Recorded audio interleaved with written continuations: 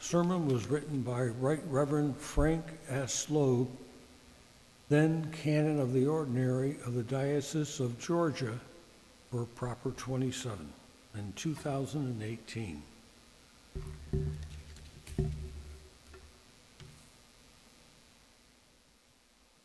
She was a woman. She was poor. These are two facts that anyone could tell that day in the court of the women in the temple in Jerusalem. She was also a widow who was down to her last 2 coins.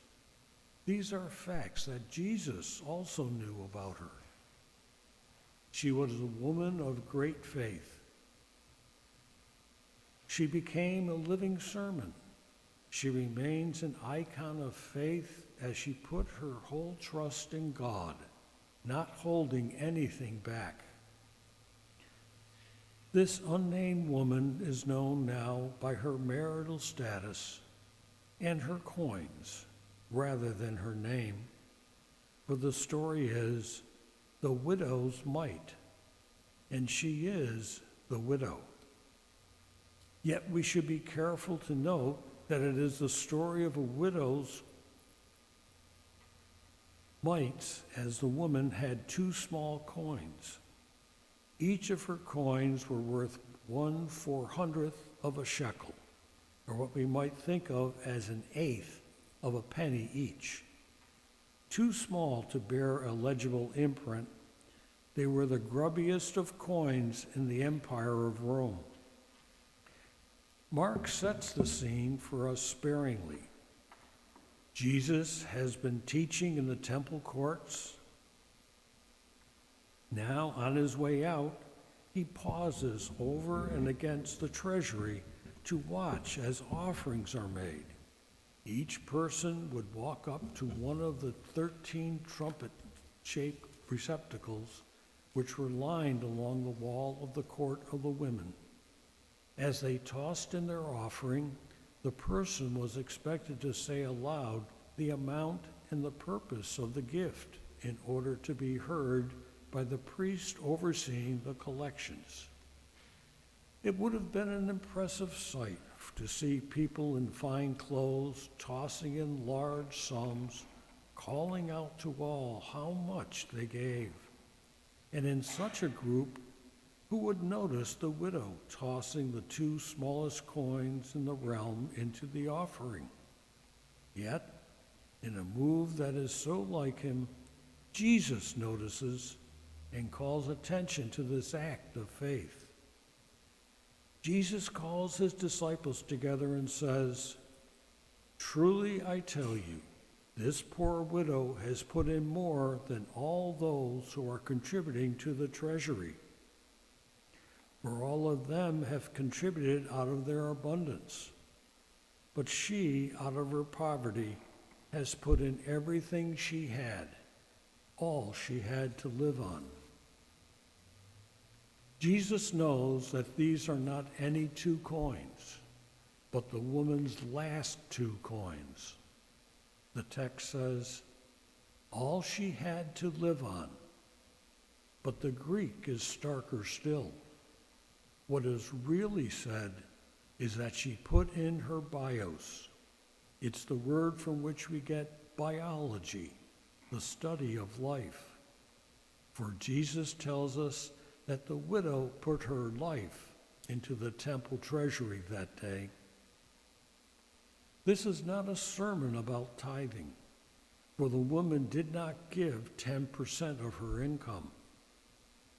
These were her last 2 coins to rub together, and rather than keep one back, she tossed both into the temple's treasury coffers.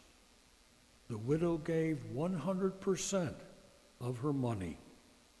The widow is down to 2 practically worthless little coins, and she trusts it all to God. If this were a gamble, then the woman would be laying all her money on God. But this is not a gamble. For the widow does not bet her money, she trusts her life to God. It would be nice if Mark filled in more details for us. Was Jesus' arm around the woman as he said, "This poor widow has put in more"? Or was the woman blending back into the crowd, never to be seen again? Or perhaps Jesus asked his own keeper of the purse, Judas Iscariot, to give something to this woman so that she would not go hungry that evening. Or better still, did the widow come to be a Christ follower? Did she join with the other women who journeyed with Jesus from Galilee to the cross and beyond? The gospel never answers these questions. The nameless widow who gave 2 small coins fades into the background. We may want to know her name in order to name churches, schools, and hospitals in her honor. We may want to give her a place of honor in Jesus' stories alongside disciples whose names we know, though their trust in God wasn't always so exemplary. But perhaps namelessness is appropriate for this living parable. And maybe it is best, too, that we don't find out how her story ends. The nameless woman whose ultimate fate we never know is perhaps an even better icon of trust, for her story was a precious one. It was a precarious one.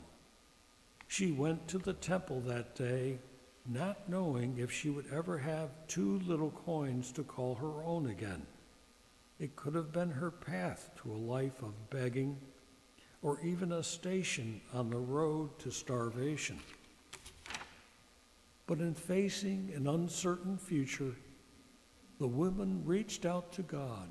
She trusted that if she gave everything she had to God, even the little that she gave would be honored.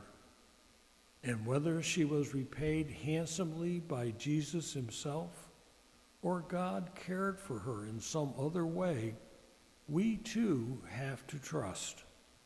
We trust that the widow's story turned out all right. We trust that whether she lived or died, she was God's. And by her example, Jesus shows that what we withhold may matter more than what we offer. The widow was a woman of great faith who held nothing back. She knew what Jesus' disciples were just learning. We are to give, knowing that everything we have is God's already. We can't give God anything, but we can offer our very selves to the kingdom of God, holding nothing back. She was a woman. She was poor. She was a widow down to her last 2 coins. She was a child of God who placed her whole life back in her loving Creator's hands.